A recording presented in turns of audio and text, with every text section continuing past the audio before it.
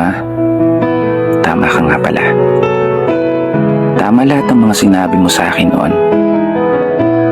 Mga payo, mga pangaral na pinabaon mo ngayon.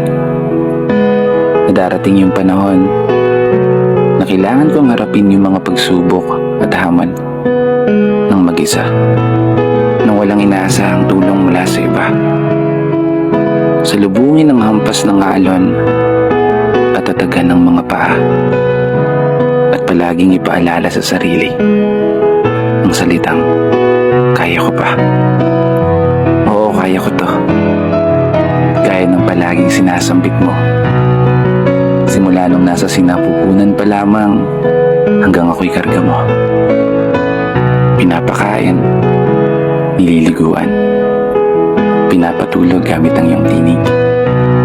Paborito kong himig habang mga mata mo'y nakatitig. Hanggang sa nagkaisip, mga kamay mo pa rin ang aking hilig.